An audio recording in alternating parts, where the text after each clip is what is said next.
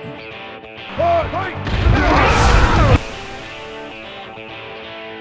now, live in studio, offering you a fresh perspective, an unbiased perspective, different from those disconnected talking heads in the media. He's an author, a coach, a real estate and finance expert, and he's committed to teaching you how to win in any marketplace. Your host of the Real Estate Quarterback Show, Brandon Ryan. We've got Mr. Warrick Dunn in studio, NFL Rookie of the Year, 3-time Pro Bowler, 2004 Walter Payton NFL Man of the Year. He's an author, philanthropist, and founder of Warrick Dunn Charities. Welcome to the Real Estate Quarterback Show. Appreciate you having me on. That's a lot of stuff. That is. You did your research. We did. And, thanks for coming in. We appreciate that. Also in studio, executive producer of the Real Estate Quarterback Show, Mr. Shane Mitchell. Glad to be here as always. Absolutely. And our insurance expert, Jeremy, with Florida West Insurance. Jeremy Wolins, welcome in. Thank you, Brandon. Glad to be back. Absolutely. Great lineup here. This is Intelligent Talk Radio. We've got some intelligent folks in studio.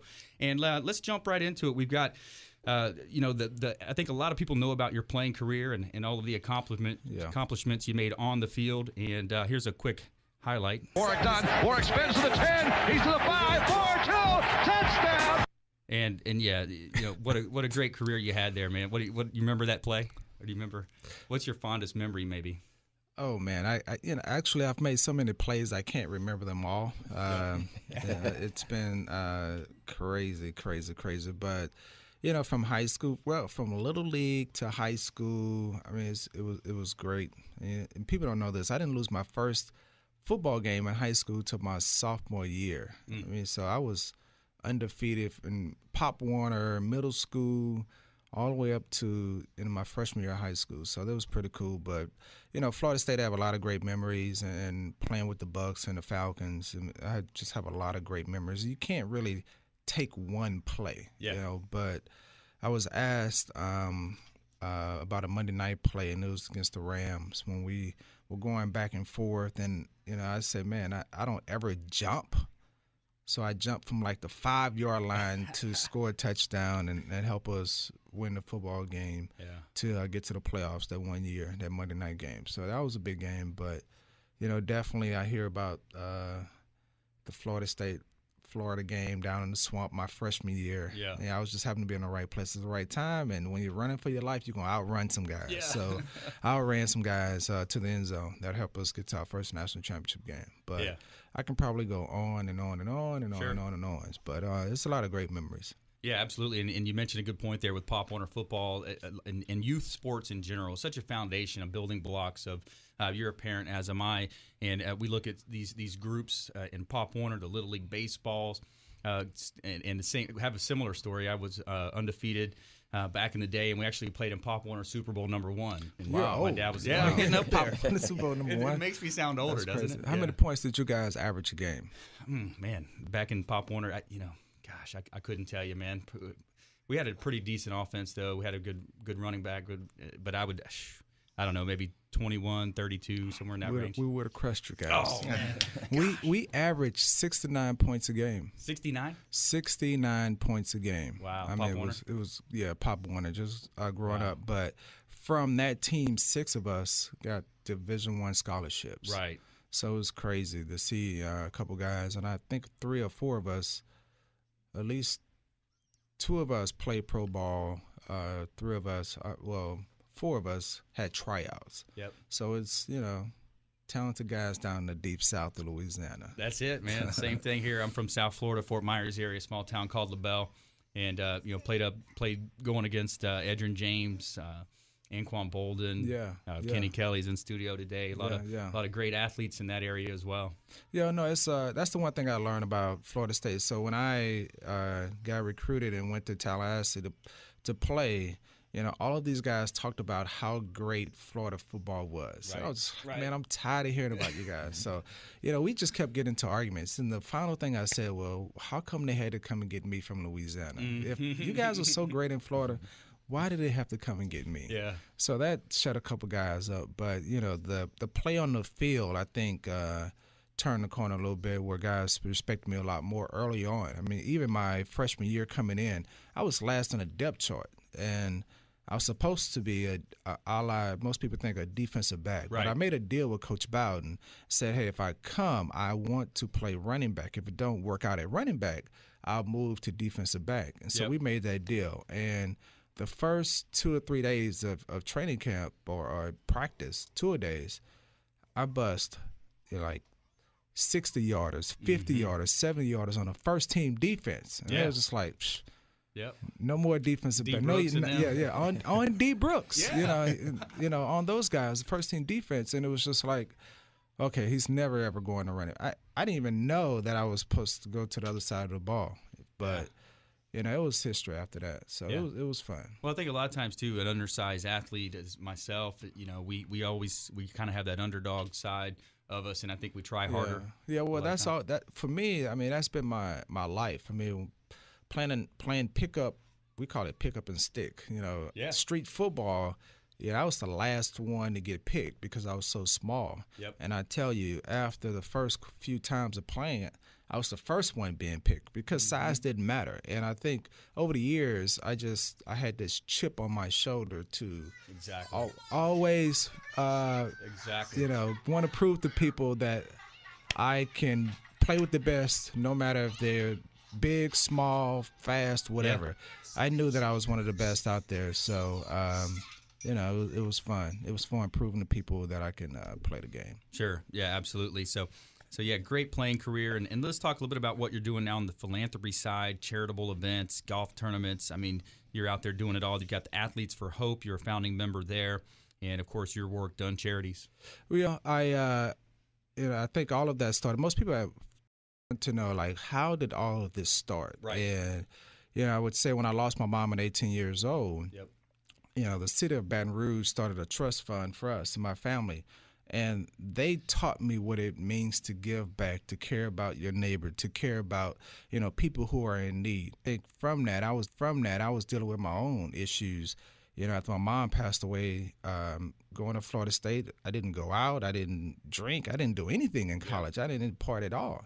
My focus was family, school, and football. And I just think over the years when I was able to get to a platform where I was able to help other individuals, you know, I just wanted to do something that would have an impact in the community. And I think that time, my rookie year, I was trying to figure out what would I like to do, and I thought about my mom and her dream of home ownership. So to help other individuals live by my mom's dream through home ownership was definitely a step for me in that direction. But I think over the years, I've just become open to wanting to help anyone, but they have to want to help themselves. Exactly. Like I'm not one where I'm just going to give you anything. If you're working, just like my mom worked, she was only making $36,000 supporting 6 kids. Well, really, and my grandmother, supporting my grandmother, you know, only on $36,000. And she worked day and night, sacrificed a lot. And, you know, if you have people that are out there that are putting it on the line, that are trying to put their families in a better situation, and it's not just about home ownership, it's about anything. I support a lot of people, and I don't get recognition for that because I don't care. If I can do this, just, you know, help people without anyone knowing, I would. But unfortunately, that's not the avenue that I can roll. So I've just been blessed over the years to be able to, you know, help today 135 single parents in home ownership. Not just in Tampa, Atlanta, Baton Rouge, Tallahassee, all the places that I've lived, but we've expanded to Baltimore, Maryland, Topeka, Kansas. We was in Phoenix, Arizona a few months ago. Baltimore, Jacksonville. I mean, we're going to be in Detroit later this year. We were in Newark, New Jersey. So we partnered with the commissioner, Roger Goodell. He sponsored 3 homes over the last few years too. So we've been able to really grow that program, that outreach. We want to continue to grow it to help a lot of people across this country because the American dream is home ownership. Absolutely. So what we do. Yeah, some great stories there, Warrick, and what a great career. And again, it's you know, kind of life after football now. I know you're a part owner of the Atlanta Falcons and lots of things going on there as well.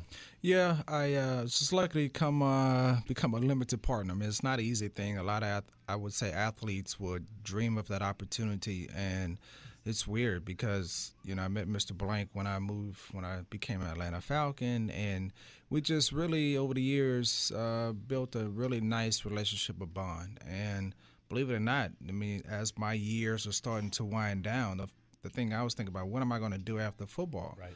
And I just kept telling him, I don't want to coach. I don't want to do those things. I would rather be up in the box with you. Nice. So even when I got released by the Falcons and I came back to Tampa, he was just like, hey, when your playing career is over, I would love to call you a partner. So Very cool. that was always in the back of my mind. But it took a while.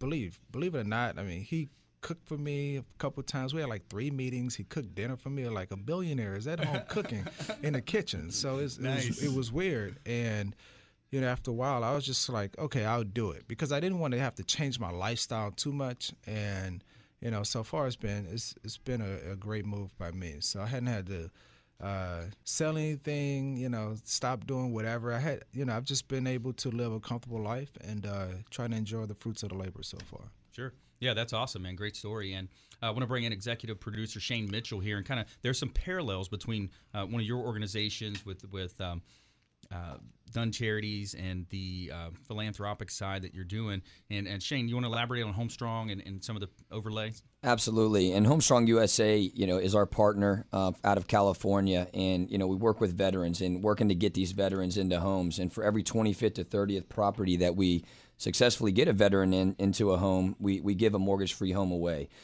We did that earlier this spring in Tampa, had an excellent representation from Police Chief Jane Castor. And that's just what I'm excited about. I'm a fellow Florida State alum, followed Warrick's, career on the field. But what I'm excited about is the Real Estate Quarterback Show, being involved and really plugging into what he's doing, and just really inspired by the after playing days career that he's really putting out and making a major difference in the community. And his story, has always inspired me, and he touched on it earlier. Where a lot of his motivations came from in high school, it even drove you to start a new charity, I believe, back in 2012. In relation to your mom. Can you elaborate on that a little bit, on Betty's Hope? Yeah, Betty's Hope is a new program underneath the Warrick Dunn Charities. So we have 2 programs. The first program is the flagship Homes for Holidays. And this new program that we started called Betty's Hope, where it's a bereavement program for kids from the ages of 5 to 18 years old. And what's unique about it is that it's a mobile program, meaning we took an RV, put TVs, benches, chairs and all those things on it. And we go around the city of Baton Rouge and do mobile grief support sessions with kids from the ages of 5 to 18 years old in the school system. So I think it's important. Everything that I have done in my life, I can relate to it. And I went to counseling myself because after losing my mom, I didn't go to counseling until 10 years later, 2003. And I understand the ramifications of not going to counseling, and I want to be able to provide a service for kids who may experience something similar to what I went through. I'm the oldest of 6, so being the oldest and having the bulk of the time with my mom and being my best friend. I was missing a lot. Kids who, my younger brothers and sisters, they may not have a true, full understanding, but they still deal with things in a different manner. So if a program like Betty's Hope was in place when my mom passed away, I think we all would have been in a better place. The journey would have been a little bit different for us, moving forward. So I wanted to be able to help other kids have a better journey, after they deal with trauma. It's not just losing a parent, but maybe losing a dog, Hurricane Katrina victims, any trauma, parents getting divorced. All kids deal with issues different, so we want to be able to help those guys manage it, and that's educating them, giving them tools and resources that they may need, but also providing them with the tools so that when they go back into their environment, they're able to use those tools that we've taught them to help manage their emotions. Well, I commend you for that, and when that traumatic situation happened to you, we've seen it all too many times where that happens to an individual and they go down the wrong road because of the trauma. Right. And I commend you for the path that you took. Yeah. And, things that have transpired since then and now going back and helping give those kids an opportunity to go down that right path. Well, and you're right, because most people, they're not going to handle a situation, like the way that I handled it. So, for me, I got to a point after counseling where I went and sat down face to face with a guy who shot and killed my mom. Mm-hmm. I mean, to be able to sit in a room in a round table, it wasn't bars and it wasn't, windows. It was a round table. We were sitting across from each other. And he didn't admit that he did it. So, and I was warned that he wasn't going to do that. But I had got to a point from counseling and that I wanted to take control of my life is that I just want to say that I forgive you. Right. And to do that face to face with the guy who shot and killed my mom, I think released a lot of pressure, the weight of the world off my shoulders, because I felt like it was stopping me from progressing in my life, having my own family, doing those things, because I was so ingrained into being angry and mad that counseling helped me. So I want to be able to provide a service for kids that's free. This is a free service for kids to be able to go and talk about grief and educate them. But now really what I wanted to talk about is Warrick's foundation, right. Home for the Holidays, and he's helping single parents get into a home, supporting them financially.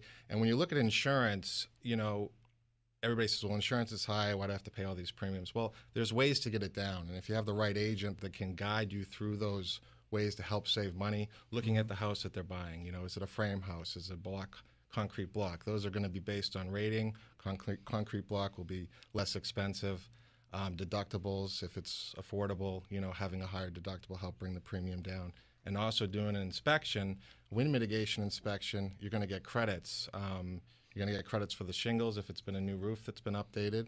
You're going to get credit for the way that the decking or sheathing has been re-nailed down, and also for hurricane straps. Those are the primary discounts that can help almost significantly save about $1,000 or more off your premium. So it's, looking at a way that with insurance, premium's always high, but how can we help these individuals and really help them save money? So, And absolutely, Jeremy, great point. And before the break, I want to talk about this, make sure we get this in. You gave away 100th home, and I believe it was up in President Carter was there, Commissioner Goodell. This was in Atlanta? This was in Atlanta a few years ago, and we wanted to make a big deal out of our 100th home. Yeah. I mean, how many, I would say, athletes, organizations that are around a long time, usually, when they retire, they're over with. But we wanted to definitely celebrate our accomplishment for getting to 100 homes when I started the program. I mean, I was just happy to get to the first 3 that day, and now to be at 135 is unique. But that day, President Carter, Roger Goodell, Mr. Blank was out there, had a lot of media. It was definitely a good day. The night before, we had a celebration just to look back at all of the recipients that we helped, from the first one here in Tampa to every recipient that we helped up to 99. So we just played a nice little video and songs dedicating to those guys. But it was a great moment, and I learned more about the hierarchy. When you have a president in the room, I mean, they go first. So, what I'm saying? You respect the hierarchy. So, I introduced President Carter. He took it over, and then I just went down a list. I was the last man on the totem pole. So, but it was pretty cool. Yeah, that's very cool. Now, later in the month, we haven't confirmed the date, but later in the next few weeks, we're gonna have Coach Tony Dungy. I'd like to get your perspective on just his influence on your life and what a class act. Well, he's been probably one of the biggest influences, Coach Dungy and Coach Bobby Bowden.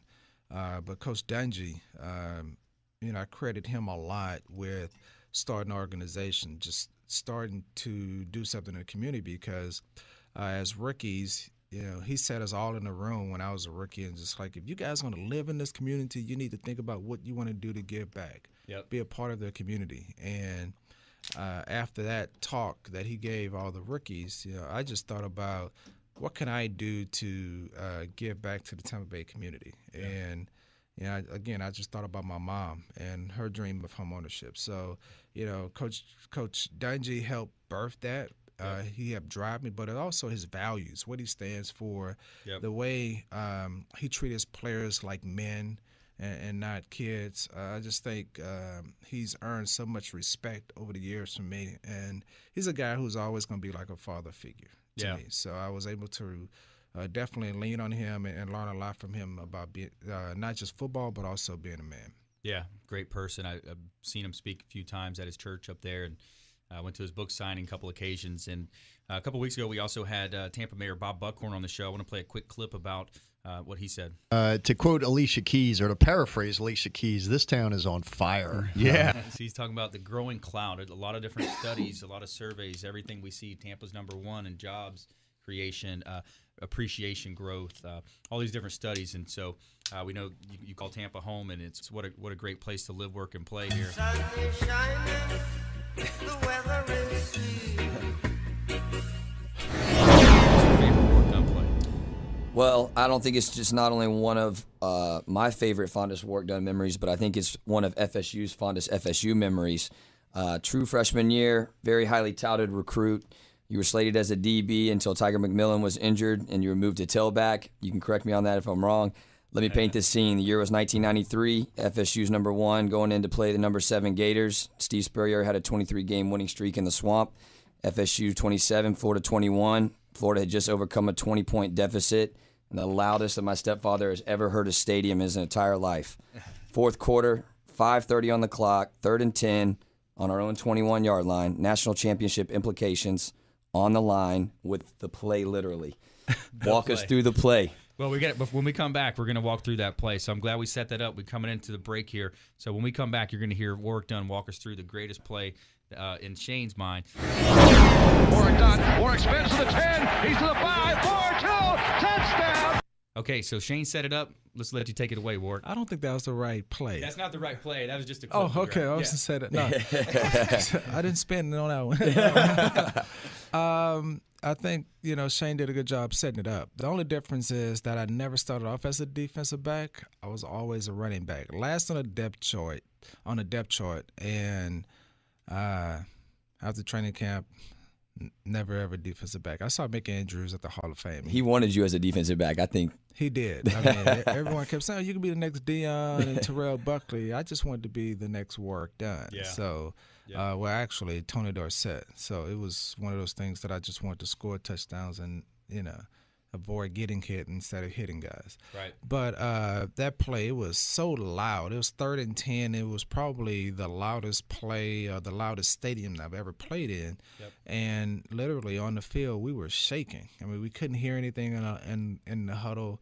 and I was actually like shaking. That's how loud it was. And we did this play action pass, and I was supposed to run a 5-yard out, go through the line of scrimmage, run a 5-yard out, and I actually ran like more of a 7.5 slant. I was at like 12 yards downfield on the sideline, and Charlie scrambled and he threw it to me, and I turned up the sideline, and Tamarick was there, and he happened to, they say it was a clip, but it was actually a legal block. I have to go with that. And, I was just out running guys, and it was just crazy that was the biggest play, I would say, in the history of the school, because it gave us our first shot at a national title. Right. And I think anytime you can have a play like that in the Swamp, I mean, it was so loud. And after that play, I mean, you couldn't hear you didn't hear those guys at all. It was just like you can hear the war chant going on, all the guys just screaming. But it was one of those plays in history that I think all Seminole fans cherish, because it helped us get to our first national championship. Yeah, you always remember your first. A former USF football player, I played on the inaugural team, and similar as well. I came over, they put me at defensive back, but I was always the quarterback on the team. I would love breaking the tackles, the same thing, doing the different shake moves, juke moves, and so it's not the same. So but did you have moves, though? Let's just be honest. Man, I got to tell you. You got to see his highlight film. I got to give him a little bit of credit. Nice. Oh, he had a pretty nice high school highlight film. Wow. We played against some good athletes and beat a lot of good athletes, growing up. And But it's always the underdog story. Yeah, Same thing. I like being an underdog. And Yep. people tell me, what's your favorite stadium? I'd like to go play on the road. Yeah. Because when you could shut the road team down, I mean, hear the crowd, they're booing you at the end. They're Yep. just throwing stuff at you. I like to play in Philly because they hate you. Your Right. fans in Philly literally hate you, right? So I like to play. I like to play in hostile environments. Yeah, and you feed off that. Yeah, I think well, you go into those stadiums and you feed off it. Well, you do. I used to like to play in the Meadowlands because one thing I started to realize, if you play great in certain environments, they'll love you for life, right? Mm-hmm. And you get a lot of attention. So I think playing in New York in the Meadowlands and playing against the Eagles and the Cowboys, those teams, you'll get a lot of love because if you can rise to the occasion playing against, what is considered great teams or great media markets, Mm-hmm. I mean, they'll ride you.